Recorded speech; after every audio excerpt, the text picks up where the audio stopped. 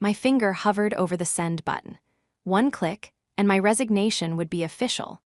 Outside the glass conference room, Chloe was frantically trying to explain to our largest client why their $2.3 million payment had vanished into the system.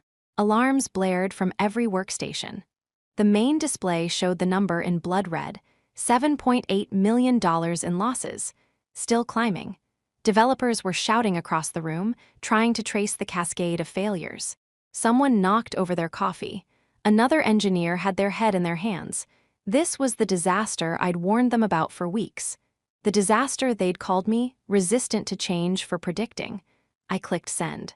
My resignation went through just as another wave of transaction failures hit the system. Chloe's eyes found mine through the glass, panicked and pleading. I grabbed my bag, stepped into the elevator, and watched the chaos disappear as the doors closed. 5 years of my life, ending in the spectacular failure I'd tried desperately to prevent. Before we dive into how everything fell apart, hitting that subscribe button helps more than you might think.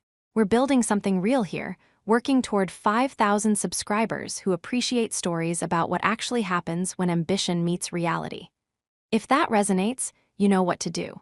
My name is Erin Westfield, and for 5 years, I served as Senior Infrastructure Architect at Pinnacle Financial Technologies. That title meant I built the backbone systems that processed billions in transactions for our Fintech payment gateway platform. Banks, e-commerce giants, subscription services, they all relied on the infrastructure my team and I developed, tested, and maintained. Growing up in a working-class neighborhood outside Detroit shaped how I approached everything. My father worked at an automotive plant for 28 years. My mother juggled 2 jobs while putting herself through nursing school. They taught me that respect isn't about titles or corner offices. It's about competence, integrity, and understanding that everyone's contribution matters. When I joined Pinnacle straight out of grad school, I started as a junior developer. I learned from people who'd forgotten more about distributed systems than most developers would ever know. I asked questions, admitted mistakes, and understood that technology serves people, not the other way around. That background, watching my parents work themselves to exhaustion, seeing how one unexpected expense could derail a family's budget, made me protective of the systems we built. Real people depended on their payments going through, their money being secure, their transactions completing without error. 5 years of 80-hour weeks, weekend deployments, and 3 a.m. emergency calls had transformed me from that uncertain junior developer into someone the CEO personally consulted before major decisions. At least, that's what I thought. The first crack in my reality appeared on a Tuesday morning in late September. Oliver Hartman, our CEO and founder, scheduled an all-hands meeting with 24 hours' notice. The company had grown from 40 employees when I started to nearly 300. We'd secured our Series C funding 8 months earlier, $180 million that valued Pinnacle at over $1 billion. The auditorium buzzed with speculation as we filed in. Acquisition rumors had circulated for weeks. Maybe Google, maybe PayPal, the possibilities seemed endless. Today marks a transformative moment in Pinnacle's journey, Oliver began, his voice carrying that practiced motivational speaker cadence. We're not just building software, we're building the financial infrastructure of tomorrow. And to lead us into that future, I'm making a strategic leadership change that combines vision, fresh thinking, and deep understanding of where technology is heading. My stomach tightened. Strategic leadership changes rarely meant good news for people who actually did the work. I'm thrilled to announce that Chloe Hartman will be joining Pinnacle as our new Director of Infrastructure and Platform Development. The room erupted in polite applause. Chloe walked onto the stage, 23 years old, wearing a designer blazer that probably cost more than my monthly rent.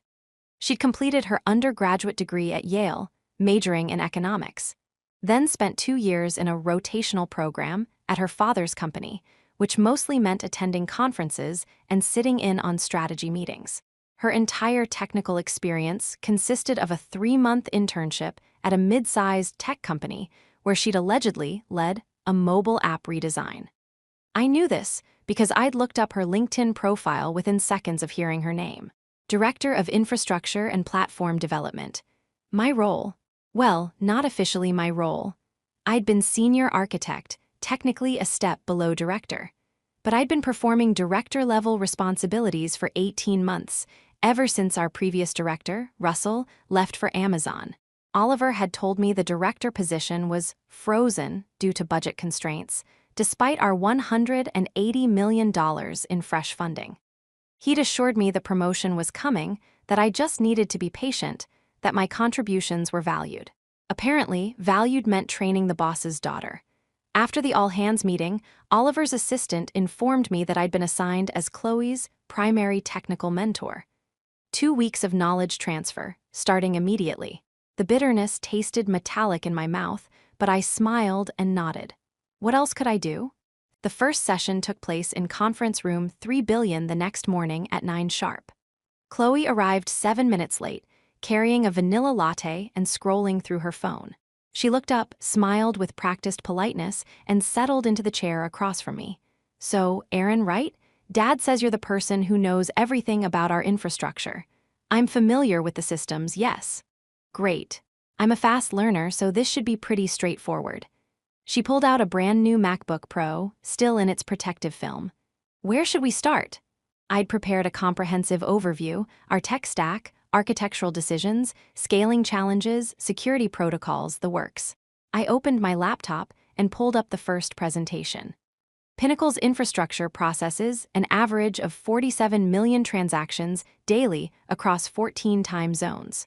We maintain a distributed database architecture with 6 regional clusters to ensure sub-minus 100 millisecond latency for 99% of requests. Our payment gateway integrates with 312 financial institutions worldwide, each with unique protocols, security requirements, and compliance standards. Chloe nodded, her fingers poised above her keyboard like she was about to take notes. Instead, she glanced at her phone as it buzzed. Sorry, just 1 second. She typed a quick response, then looked back up. Okay, so we process a lot of transactions, got it. How hard is it to, add new features? The question revealed a fundamental misunderstanding of what we did. Adding features to a payment processing system wasn't like adding a button to a website. Every change rippled through dozens of integrated systems, required extensive security audits, needed compliance approval from regulators in multiple countries, and demanded exhaustive testing because a single bug could cost millions. It depends on the feature, I said carefully. What kind of additions were you thinking about? Oh, I don't know specifically. I just mean, generally, how agile are we? Can we move fast and break things, or are we stuck in old-school development cycles? Move fast and break things. The Silicon Valley mantra that sounded inspiring in a dorm room but became terrifying when applied to systems that controlled other people's money. In payment infrastructure, breaking things means people don't get paid, businesses lose revenue, and we face regulatory penalties. I explained, keeping my tone neutral. We move as fast as we can while maintaining the reliability our clients depend on. Right, of course, but there's always room for innovation, fresh perspectives. Fresh perspectives. She'd been here for 24 hours. We continued for another hour. I walked through our deployment pipeline, explaining our testing protocols, our rollback procedures, our incident response framework. Chloe nodded frequently, asked surface-level questions, and checked her phone 8 times. As we wrapped up, she stood and gathered her laptop. This is super helpful, Erin. I can already see some areas where we might want to optimize. Dad mentioned you've been doing director-level work without the title. That must be frustrating. The comment landed like a slap disguised as sympathy. I focus on the work itself, I said. That's such a healthy attitude.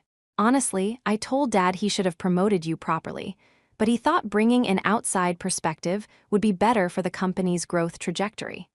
She smiled, apparently unaware that she just confirmed my suspicions. Anyway, same time tomorrow? The 2 weeks that followed tested every ounce of professionalism I'd developed. Day 3, Chloe asked why we couldn't just use blockchain to solve our scaling challenges. When I explained that blockchain technology was fundamentally unsuited for high-frequency payment processing, she suggested I might be resistant to innovation. Day 5. She proposed migrating our entire infrastructure to a new database system she'd read about in a TechCrunch article. The system had been released 6 weeks earlier and had exactly 0 implementations in production financial services. When I outlined the 18-month minimum timeline for that kind of migration, plus the regulatory approval process, she asked if I was always this negative about new ideas. Day 7. Chloe scheduled a meeting with our VP of Engineering, bypassing me entirely, to discuss modernizing our approach to development. That meeting resulted in an email to the entire engineering department announcing new agility initiatives that would accelerate our innovation cycle. The initiatives included reducing our code review requirements and shortening our testing windows. I requested a private conversation with Oliver. His corner office overlooked downtown Seattle's skyline, all glass and steel and carefully curated success. Photos of Oliver shaking hands with tech luminaries lined one wall. The other displayed his Stanford MBA diploma and several industry awards. "Erin, good to see you. How's the knowledge transfer going?" That's what I wanted to discuss. Chloe is enthusiastic, but she lacks the fundamental technical background necessary for the director role. Some of her proposals could seriously compromise our infrastructure stability. Oliver leaned back in his ergonomic chair, his expression shifting from friendly to calculating. "Chloe brings exactly what we need right now: bold thinking, willingness to challenge assumptions, executive presence. She's been around technology her whole life. Her godfather founded a unicorn. She understands the business side in ways that pure engineers sometimes miss." "Understanding the business side is valuable," I acknowledged, "but directing infrastructure development requires technical expertise. We're responsible for systems that process billions in transactions. One wrong decision could..." "Could what, Erin? I've been making decisions about this company for 7 years. We've never had a major outage. We've never lost client data. I think I know how to assess leadership capabilities." The dismissal stung, but I pressed forward. "I'm not questioning your overall judgment. I'm raising concerns about a specific situation." Chloe suggested reducing our code review and testing protocols. "That's dangerous. Our reliability is our primary competitive advantage." She's proposing we move faster. "Every week we delay a feature is a week our competitors gain ground. Stripe ships new capabilities monthly. We're stuck in quarterly cycles." Stripe has 1,000 engineers and a decade of infrastructure maturity. We have 120 developers and a platform that's only 5 years old. Comparing our velocity to theirs is exactly the kind of thinking that keeps companies from breaking through to the next level. Oliver stood, signaling the conversation's end. I brought Chloe in to shake things up, to push us beyond our comfort zone. "Give her a chance. You might learn something." Day 9 of knowledge transfer brought the first real crisis. Chloe had apparently spent the previous evening exploring the codebase and decided she understood enough to make suggestions directly to the development team. She'd posted in our engineering Slack channel at 11 p.m., proposing that we simplify our transaction validation logic by removing what she called redundant checks. The checks she'd identified as redundant were actually sequential validation stages designed to catch different types of errors. Together, they formed a safety net that prevented fraudulent transactions, caught data corruption, and ensured compliance with financial regulations. Removing them would be like removing backup parachutes, because you only need one to land safely. By the time I saw the message at 6 a.m., 3 junior developers had already started debating whether the changes made sense. They were being diplomatic, but I could read the confusion and concern in their responses. I called an emergency team meeting. 15 engineers crowded into our largest conference room, a mix of concern and curiosity on their faces. Many had worked with me for years. They knew I didn't call emergency meetings lightly. "The validation logic Chloe identified isn't redundant," I explained, pulling up the relevant code architecture on the main screen. "Each stage serves a specific purpose. Stage 1 validates data format and completeness. Stage 2 checks against our fraud detection algorithms. Stage 3 verifies compliance with regulatory requirements specific to each transaction's origin and destination. Stage 4 confirms the transaction against the client's account parameters and limits." "But some of these checks overlap, don't they?" asked Jason, one of our newer developers. "Like, if Stage 1 validates data completeness, Why do we need stage 3 to check it again? Because stage 1 doesn't know about regulatory requirements that vary by jurisdiction. A transaction that's complete from a data structure standpoint might be missing information required by, say, German financial privacy law or California consumer protection statutes. Each stage adds a layer of verification that catches different classes of problems. Couldn't we consolidate them for efficiency? We could, I admitted. We'd save maybe 40 milliseconds per transaction. We'd also create a single point of failure and make the system exponentially harder to debug when something goes wrong.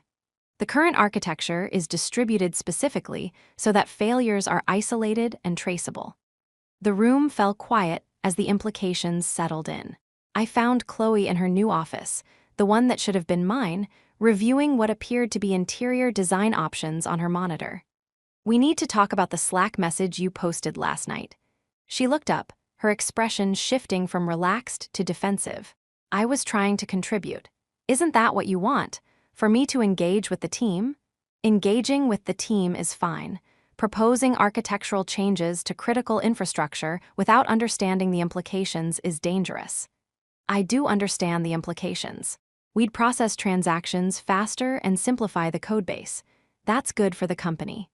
We'd also eliminate 4 separate safety mechanisms that prevent fraud, ensure compliance, and catch data corruption. That's catastrophic for the company. Chloe's eyes narrowed. "Erin, I appreciate your experience, but Dad brought me in to modernize our approach. Sometimes that means challenging conventional wisdom." This isn't conventional wisdom. It's engineering fundamentals. Payment infrastructure requires redundancy and validation because the cost of failure is enormous. Or maybe the cost of moving slowly is what's actually enormous, and we're too cautious to see it. She turned back to her monitor. "I'll discuss it with Dad. He understands the strategic picture." That afternoon, Oliver called me into another meeting. This time, Chloe was already there, sitting in the chair I usually occupied during our one-on-ones. "Erin, Chloe mentioned you two had a disagreement about some technical proposals." "Not a disagreement about proposals," I clarified. "A necessary intervention to prevent dangerous changes to our transaction validation architecture." "See, Dad. This is what I was talking about. Any suggestion I make gets framed as dangerous or reckless." Chloe's voice carried a practiced frustration, the kind that came from knowing exactly how to position herself as the reasonable party. "Walk me through it," Oliver said. I explained the validation stages again, the purpose of each check, the risks of consolidation. Oliver listened with the expression of someone waiting for you to finish so he could explain why you're wrong. "Here's what I'm hearing," he said when I concluded. "Chloe identified potential efficiency gains. You're resistant because it's not how we've always done things. That's exactly the dynamic I brought her in to disrupt." "That's not what's happening. I'm resistant because the changes would compromise system integrity. This isn't about preference or tradition. It's about maintaining the reliability our clients pay for." "Our clients pay for innovation too," Chloe interjected. "They want faster transactions, new features, modern capabilities. If we're so focused on not breaking anything that we never improve anything, we'll get left behind." "We improve constantly," I said, fighting to keep my voice level. "Last quarter alone, we reduced average transaction time by 12%, expanded to 3 new markets, and integrated with 47 new financial institutions. We did all of that without compromising reliability." 12%, Chloe repeated. "Stripe reduced theirs by 30%. Stripe also had 2 significant outages in the same period, including one that lasted 4 hours and cost their clients an estimated $200 million in lost transactions. We had 0 outages." Oliver held up his hand. "Both of you make valid points, but I need my leadership team aligned, not fighting about every decision. Erin, you're the technical expert. Chloe, you're bringing strategic vision. Figure out how to work together." The false equivalence was maddening. This wasn't a clash of equally valid perspectives. This was expertise versus inexperience, caution versus recklessness, reality versus ambition. But Oliver had made his position clear. Day 12 of knowledge transfer brought the announcement I'd been dreading. Oliver sent a company-wide email officially confirming Chloe's appointment as Director of Infrastructure and Platform Development, effective immediately. The 2-week transition period was ending early because Chloe had quickly mastered the essential elements and is ready to lead. My new title would be Principal Architect, reporting to Chloe. A lateral move disguised as a promotion through the addition of the word principal. The email praised my invaluable contributions and expressed confidence that Chloe and I would form a dynamic leadership partnership. 20 minutes later, Chloe scheduled her first director-level meeting with the infrastructure team. She opened with a presentation she'd apparently worked on all weekend. The title slide read, Accelerating Innovation, a New Vision for Infrastructure Development. I've spent 2 intensive weeks learning our systems, she began, addressing the 30 engineers packed into the room. I've identified several opportunities to modernize our approach and increase our competitive velocity. She clicked to the next slide. Initiative 1, Agile Deployment Cycles. Currently, we deploy major updates quarterly. That's unacceptable in today's fast-moving fintech landscape. Starting next month, we're moving to continuous deployment. Features go live as soon as they're code complete. I felt the room's energy shift. Several engineers glanced at me, clearly waiting for someone to state the obvious problem. Continuous deployment works for certain types of applications, I said carefully. But payment infrastructure requires extensive testing, security audits, and compliance reviews. Our quarterly cycle exists because financial regulations mandate it. Regulations mandate that we verify our systems meet requirements, Chloe countered. They don't mandate a specific timeline. We can verify faster if we build better automation. Our current automation is industry-leading. The timeline exists because compliance reviews involve external auditors who need time to examine our changes against regulatory standards. We can't automate away other organizations' processes. Not with that attitude. She smiled like she delivered a witty comeback rather than a fundamental misunderstanding of how regulated industries worked. She clicked to the next slide. Initiative 2, Streamlined Code Review. Our current code review process requires 3 approvals for any infrastructure change. That creates bottlenecks and slows development. We're moving to a single approval model with automated testing, catching any issues. Natasha, our security lead, spoke up. 3 approvals exist because infrastructure changes can have cascading effects that aren't always obvious to a single reviewer. We've caught critical bugs in second and third reviews multiple times. How many times? Chloe asked. Natasha hesitated, clearly running through mental archives. In the past year, probably 15 to 20 instances. Out of how many total code reviews? Approximately 800. So less than 3%. We're slowing down 97% of our development to catch 3% of issues. That's inefficient. That 3% includes the bug that would have exposed client financial data to potential security breaches, I said, and the one that would have caused transaction amounts to occasionally round incorrectly, which sounds minor until you realize we process 47 million transactions daily. A rounding error affecting even 1% would have meant 470,000 incorrect transactions per day. Then, we improve our automated testing to catch those issues earlier, Chloe replied. The solution isn't more manual gatekeeping, it's better automation. She wasn't wrong in theory. Better automation was always desirable, but she was proposing to remove safety measures before building the automation that would replace them, like removing a bridge before constructing the new one. The meeting continued for another 40 minutes. Each initiative followed the same pattern. Chloe proposed dramatic changes designed to increase speed. Engineers raised concerns about safety and reliability. Chloe dismissed those concerns as resistance to change. By the end, the team looked shell-shocked. That evening, my phone buzzed with messages from concerned colleagues. Natasha, is she serious about these changes? Jason, this feels dangerous. Can you talk to Oliver? Emily, our DevOps lead. I've been here 4 years. I've never seen anything like this. What do we do? I stared at the messages, feeling the weight of responsibility and the sting of powerlessness in equal measure. What could I tell them? That I'd already tried talking to Oliver? That the CEO valued his daughter's fresh perspective more than the collective expertise of engineers who'd built this infrastructure from nothing?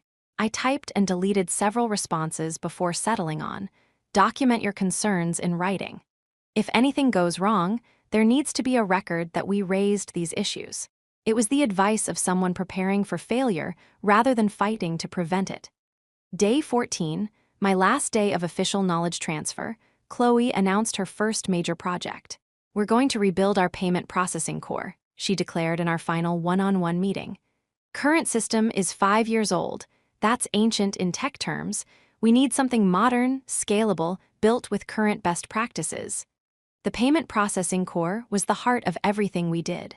Rebuilding it would be like performing open-heart surgery on a marathon runner mid-race.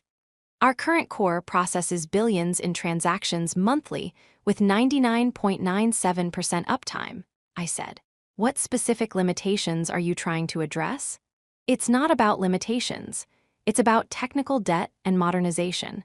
I've been talking to some developers Dad knows from his Stanford network. They're using this new framework that's supposedly revolutionary, built for cloud-native, microservices-first architecture. We already use microservices architecture. We've been cloud-native since day one. But this framework makes it easier, more intuitive, reduces development time by like 40% according to their benchmarks." "What framework?" She pulled up a website on her laptop. The framework had been released 4 months ago by a small startup. The documentation was sparse. The production implementations list showed exactly 3 companies, none in financial services. "This is too new for payment infrastructure," I said. "We need battle-tested technology, not experimental frameworks." "Everything is experimental until someone takes the risk. That's how innovation happens. Innovation in payment processing happens incrementally with extensive testing. We can't gamble with other people's money." "We're not gambling. We're leading." Her voice carried absolute confidence, the certainty of someone who'd never experienced catastrophic failure. "Dad agrees this is the right direction. He's already approved the project budget. He approved rebuilding our payment core without consulting the infrastructure team. He consulted me. I'm the director of infrastructure." The title had been official for less than 48 hours, and she was already wielding it like a weapon. The following Monday began my new reality, reporting to someone who'd spent 2 weeks learning what I'd spent 5 years building. Chloe scheduled daily stand-up meetings at 8 a.m., apparently unaware that half our team worked until midnight handling deployments and system maintenance. The first stand-up ran 90 minutes. She wanted detailed updates on every project, asked questions that revealed gaps in her understanding, then offered suggestions that would require explaining. Again, why payment infrastructure wasn't like building a consumer app. By Wednesday, attendance at the stand-ups had dropped by a third. Engineers started scheduling client calls or urgent debugging sessions to avoid them. Chloe's response was to make attendance mandatory and start tracking who was engaged with the new vision. On Thursday, she announced the team assigned to the payment core rebuild. 3 senior developers, including our 2 most experienced engineers, plus 5 junior developers who'd been with the company less than a year. "We're pulling them off current projects," I asked during the announcement. "This is the priority. Everything else is maintenance." Everything else included expanding to 2 new international markets, integrating with a major e-commerce platform that represented potential $200 million in annual transaction volume, and upgrading our fraud detection algorithms to address emerging threat patterns. Those projects have contractual deadlines and significant revenue implications. Then we'll need to be creative about meeting them with reduced resources. That's how you build efficiency. Efficiency. The word had lost all meaning. By the end of week 2 under Chloe's leadership, morale had cratered. Our Slack channels, usually filled with technical discussions and occasional banter, had gone quiet. People communicated in direct messages, afraid their concerns might be flagged as not aligned with the vision. Natasha knocked on my office door during lunch on Friday. "I got a job offer," she said without preamble. "Google, security infrastructure team, 30% salary increase." My stomach dropped. Natasha was brilliant, a security expert who designed defense systems that had stopped dozens of attempted breaches. "When do you need to decide?" "They want an answer by Monday. I was going to decline because I love it here, but..." She trailed off, the unspoken obvious. "But things have changed." Erin, I can't stay and watch her dismantle everything we built. And I definitely can't stay and be blamed when it falls apart. I understand. Do you? Because you're still here. Her voice softened. Why are you still here? It was the question I'd been asking myself every morning when my alarm went off and every evening when I finally left the office. Why was I still here? Loyalty to the team? The team was already starting to leave. Hope that Oliver would recognize his mistake. He'd shown no indication of doubt. Pride in the systems I'd built. Those systems were about to be torn apart by someone who didn't understand them. I don't know, I admitted. You're the best infrastructure architect I've ever worked with. Any company in Seattle would hire you immediately. You don't have to go down with this ship. After she left, I sat in my office, staring at the whiteboards covered in system diagrams and architectural sketches. 5 years of work. 5 years of problems solved, crises averted, systems scaled from handling thousands of transactions daily to handling millions. I opened my email and found messages from 3 recruiters who'd contacted me in the past month. Before Chloe's arrival, I deleted them without responding. Now I flagged them for follow-up. Week 3, under Chloe's leadership, brought the first major incident. She'd insisted on implementing her streamlined code review process as a pilot program for non-critical systems. Against my strong objections, Oliver had approved the pilot. The first deployment under the new single approval process went live on a Tuesday afternoon. It was supposed to be a minor update to our client dashboard, just some UI improvements. At 3:47 p.m., our monitoring system started showing anomalous database queries. The new dashboard code had a subtle bug that caused it to make redundant database calls, lots of them. Instead of 1 query per page load, it was making 17. Under normal circumstances, this would have been caught in second-level code review. Our database lead always checked for query efficiency. But under the new process, the code had been reviewed by a front-end developer who'd approved the UI changes without examining the database implications. By 4:15 p.m., database performance had degraded by 40%. Transaction processing slowed. Clients started reporting delays. I assembled the emergency response team and began rolling back the deployment. The rollback process took 23 minutes, during which we processed transactions at roughly 60% of normal speed. Total impact: $1.2 million in delayed transactions, 17 client complaints, and a very uncomfortable call with our largest client explaining why their payment processing had temporarily slowed. I wrote a detailed incident report explaining exactly what had happened and why. The single approval process had allowed a bug to slip through that our standard process would have caught. Chloe's response was to schedule a meeting about improving our monitoring systems to catch issues faster, rather than acknowledging that removing the safety measure had directly caused the problem. Oliver's response was to ask why we hadn't built better automated testing. Neither addressed the fundamental issue: we'd removed an effective safeguard and paid the price. Natasha submitted her resignation the next day. 2 senior developers followed by the end of the week. Recruiting engineers with payment infrastructure expertise took months. We were hemorrhaging institutional knowledge faster than we could possibly replace it. I started taking calls with recruiters. Over the next 3 weeks, I received and evaluated multiple offers. Each conversation reinforced what I already knew: I was valued elsewhere, even if I wasn't valued here. The decision crystallized one evening as I sat reviewing the payment core rebuild timeline. 6 months to rebuild systems that had taken 3 years to develop originally, with half the senior engineering talent using unproven technology. The math didn't work, the physics didn't work. The project would fail, and everyone associated with it would be tainted by that failure. I accepted a principal engineer position at one of the major tech companies. 40% salary increase, exceptional benefits, and most importantly, leadership that understood the difference between innovation and recklessness. I submitted my resignation to Oliver and Chloe simultaneously via email on a Friday morning. Professional, concise, no explanation beyond pursuing other opportunities. Oliver didn't respond. Chloe scheduled a meeting for that afternoon. "I'm disappointed," she said when I arrived at her office. "I thought we were starting to work well together." We'd barely spoken in 2 weeks except when absolutely necessary, but I let the fiction pass. I appreciate the opportunity, but it's time for me to move on. Is this about the director position? Because Dad and I discussed possibly creating a co-director structure. It's not about titles, it's about direction. The decisions being made aren't ones I can support. The rebuild, you mean? Among other things. She leaned back in her chair, studying me. You think it's going to fail? I think it's being approached recklessly. Unproven technology, unrealistic timeline, insufficient expertise. That's a recipe for failure. Or it's a recipe for breakthrough success. That's the difference between people like you and people like me, Erin. You see risk, I see possibility. I see both. I just weigh them differently when other people's money is on the line. Well, you won't have to worry about that much longer.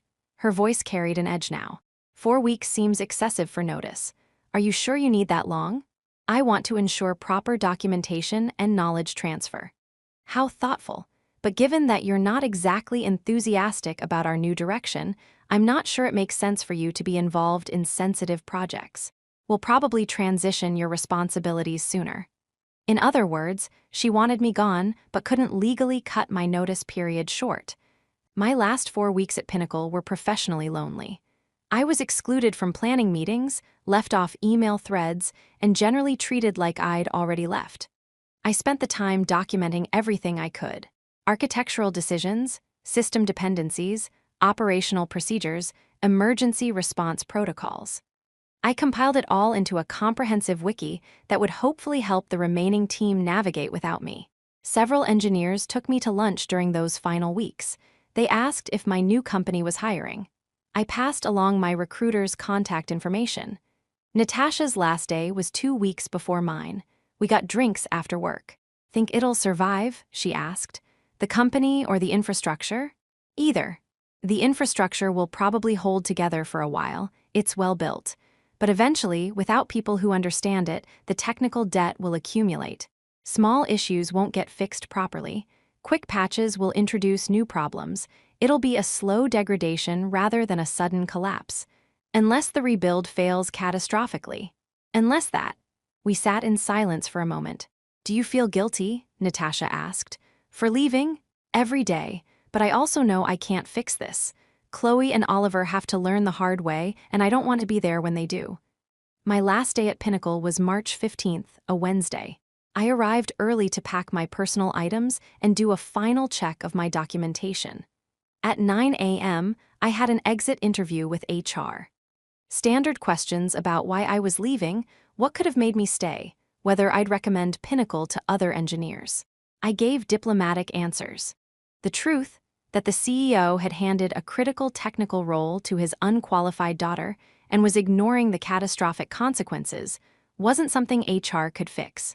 At 11 a.m., I did a final walkthrough with the infrastructure team. 20 people now, 3 more had left, their replacements not yet hired. The documentation is comprehensive, I told them. Architecture decisions, system dependencies, troubleshooting guides, it's all in the wiki. If you run into something that's not documented, email me. I'm happy to help even after I'm gone. We're going to need that, Jason said quietly. Chloe announced yesterday that we're accelerating the rebuild timeline. Launch is now 4 months away instead of 6. 4 months. They'd been working for 6 weeks and had barely completed the foundational architecture. Now they were supposed to complete development, testing, security audits, and compliance reviews in 4 months.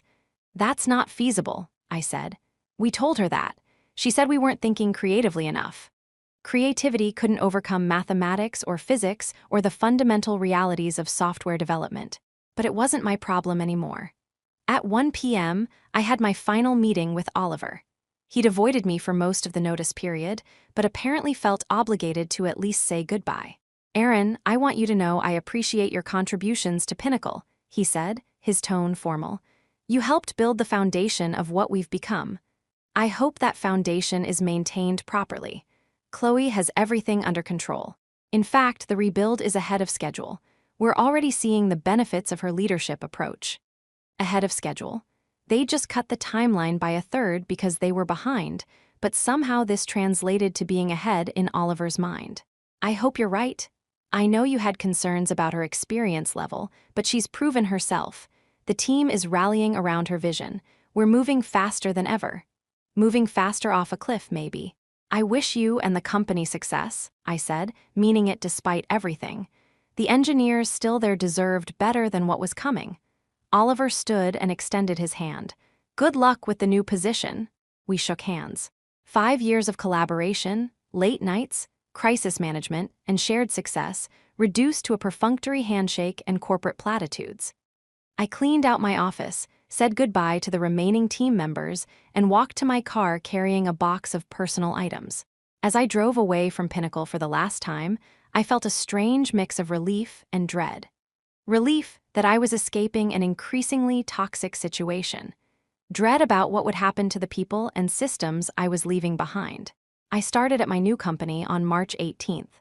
The contrast was immediate and stark. Leadership that asked technical questions and listened to the answers. Engineers whose experience was valued rather than dismissed as resistance to change. Processes designed around reliability and thoughtfulness rather than speed for its own sake. I threw myself into the work, trying not to think about Pinnacle. It worked for about 3 weeks. On April 9th, I got a message from Jason. Jason, Erin, are you available for a quick call? Unofficial capacity. I need advice. We connected 15 minutes later.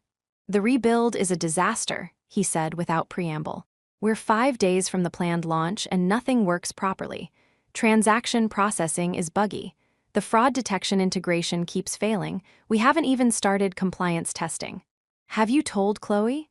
Multiple times. She says we just need to work harder, pull together, show some commitment. We've been working 80-hour weeks. Erin, we're not 90% of the way there.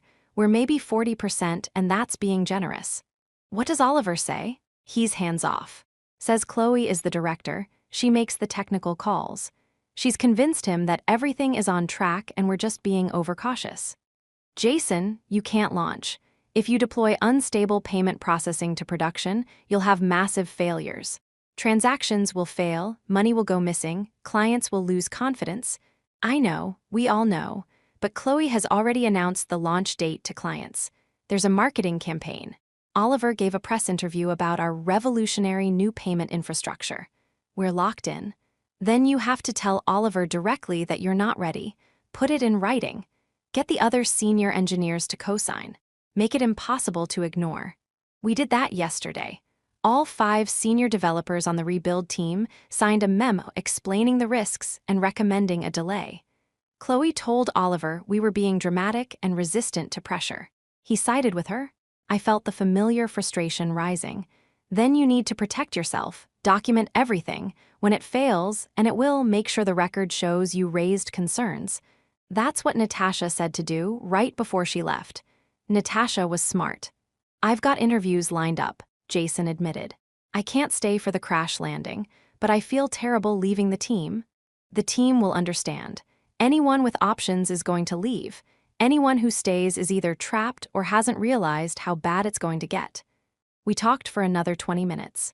I gave him what advice I could, knowing it wouldn't change the outcome. After we hung up, I sat staring at my laptop, feeling the weight of what was coming.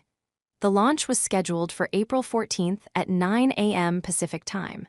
I wasn't there. I was 3,000 miles away at my new job, working on actually well-planned infrastructure projects. But I couldn't stop checking my phone. At 9:17 a.m., Jason texted, "We're live. God help us." At 9:34 a.m., first transaction failures. Chloe says it's normal launch jitters. At 9:52 a.m., error rate at 12%. This is not normal. At 10:08 a.m., clients calling. Transactions are failing, some are processing twice, amounts are occasionally wrong. We're trying to roll back, but Chloe won't approve it. At 10:31 a.m., Oliver finally saw the metrics. He's freaking out. Chloe is insisting we can fix it without rolling back. At 10:45 a.m., we're rolling back, but it's going to take time. We're bleeding revenue. At 11:23 a.m., rollback complete. We're back on the old system. Total disaster. At 11:47 a.m., emergency all-hands meeting. This is going to be ugly. I put my phone down and tried to focus on work, but my mind was at Pinnacle, imagining the chaos.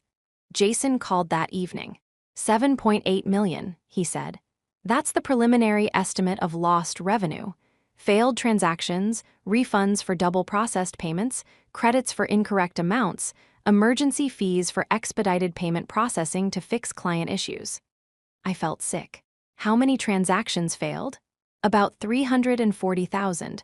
Some were retried successfully once we rolled back. Others were just lost. And we damaged client trust in ways that are harder to quantify. What did Oliver say? He's furious. Demanded to know why we launched with so many bugs. Chloe blamed the development team, said we didn't communicate the issues clearly enough. We showed him the memo we sent. All 5 senior developers explicitly stating the system wasn't ready. And he said we should have escalated more forcefully, should have refused to deploy. Basically, we're being blamed for not stopping something we had no authority to stop. That's not fair. No. But it's predictable.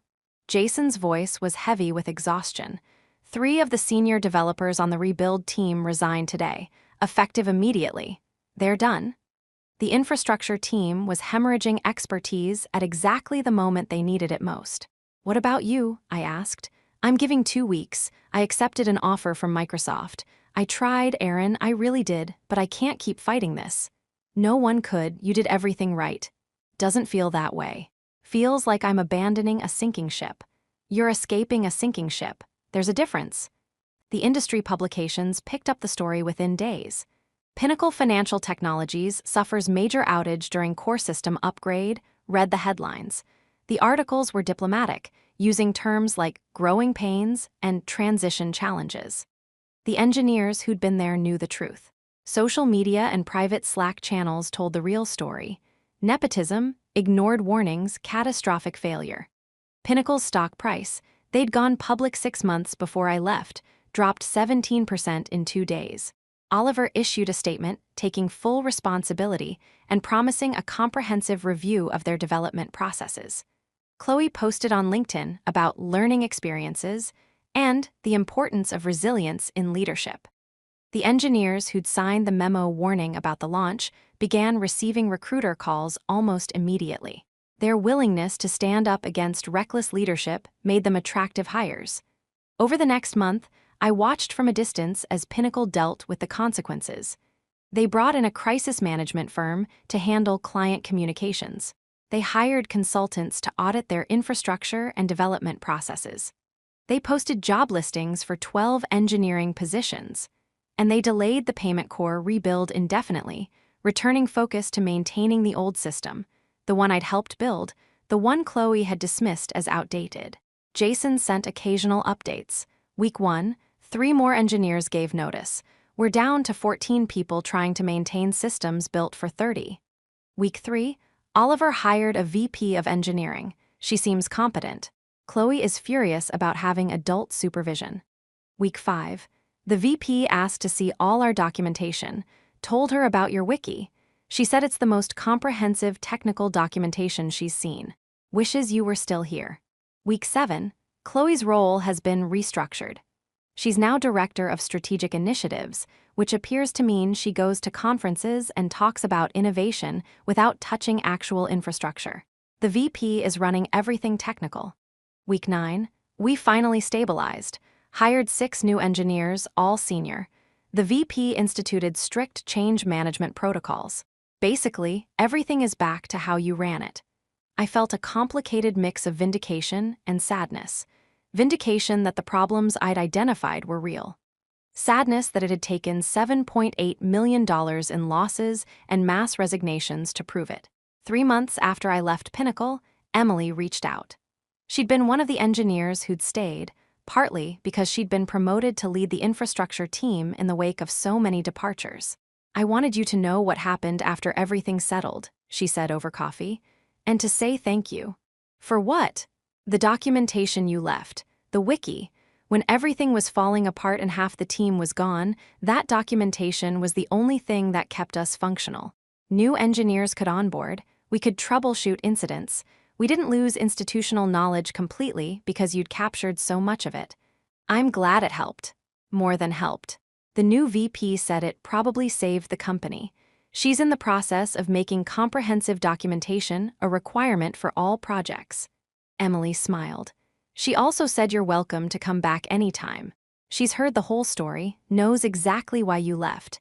I appreciate that, but I'm happy where I am. I figured, just wanted you to know the door's open. She paused. And I wanted to apologize. For what? For not supporting you more when Chloe took over. You were raising legitimate concerns, and a lot of us stayed silent because we were afraid of being seen as resistant or negative. If more of us had backed you up, it wouldn't have changed anything, I said gently. Oliver had made his decision. Chloe was staying. No amount of engineer pushback would have altered that. Maybe. But you shouldn't have had to fight alone. We talked for another hour. Emily filled me in on the current state of things. The payment core rebuild had been officially canceled. The new VP had reviewed the codebase and deemed it unsalvageable. They'd returned focus to incrementally improving the existing infrastructure, exactly the approach I'd been advocating all along. Chloe's new role kept her away from technical decisions. She attended industry events, networked with potential clients, and gave presentations about Pinnacle's vision. She was good at that, the performance aspects of leadership, just not the substance. Oliver had become more cautious about major changes. The failed launch and resulting losses had shaken his confidence in his own judgment. Client relationships were slowly recovering. The immediate crisis had been expensive, but Pinnacle's fundamental technology, the infrastructure I'd helped build, was solid enough to rebuild trust. We're going to be okay, Emily concluded. It was rough, really rough. But we're stabilizing. I'm glad. Looking back now, 2 years after walking out of Pinnacle, I see the experience with clarity that only distance can provide. I didn't fail by leaving. I succeeded by recognizing when a situation was untenable and having the courage to walk away. I didn't abandon the team. I protected myself and gave them a model for setting boundaries and valuing their own expertise. I didn't lose. I made space for the next chapter of my career, one where my experience is valued and my contributions recognized. The systems I built at Pinnacle are still running. The infrastructure I architected still processes billions in transactions. The documentation I created still guides new engineers. That work mattered, it still matters. But I matter more than any job, any company, any system. That's the lesson I took from training the CEO's daughter for 2 weeks, and then walking out when she became my boss. Sometimes the most professional thing you can do is recognize when you're not valued and find somewhere you will be. Sometimes loyalty to yourself is more important than loyalty to a company that doesn't respect your expertise. Sometimes walking away isn't quitting, it's choosing your own worth over someone else's poor judgment. The choice to leave Pinnacle wasn't impulsive, it was strategic, it was necessary, it was an act of self-respect. I'm at a company now where technical expertise drives decisions, where experience is respected, where titles are earned through competence rather than connections. I work with brilliant people on meaningful problems. I build systems that serve millions of users. I mentor junior engineers who remind me of myself 5 years ago, eager, uncertain, hungry to learn. I sleep well at night knowing that my professional standards haven't been compromised. That's worth more than any director title at a company that didn't value what I brought. The Fintech industry is small. I still hear occasional updates about Pinnacle. They're doing well under Amanda's leadership. They're hiring carefully and growing sustainably. They've rebuilt their reputation with clients. Oliver learned expensive lessons about nepotism and the importance of matching roles to capabilities. Chloe found work that suits her strengths and stopped trying to be someone she isn't. The engineers who left found good positions at companies that value them. Everyone moved forward, including me. And when I look back at that moment in the conference room, my finger hovering over the send button while chaos erupted around me, I'm proud of the choice I made. I chose myself, I chose my integrity, I chose a future where my expertise would be valued. That decision changed everything. If this story resonated with you, whether you've faced similar situations or just appreciate honest accounts of workplace dynamics, Subscribing helps build a community that values real experiences over sanitized success stories, complexity over simple narratives, and integrity over easy answers. We're on our way to 5,000 subscribers, and having you as part of this journey matters. Thank you for listening.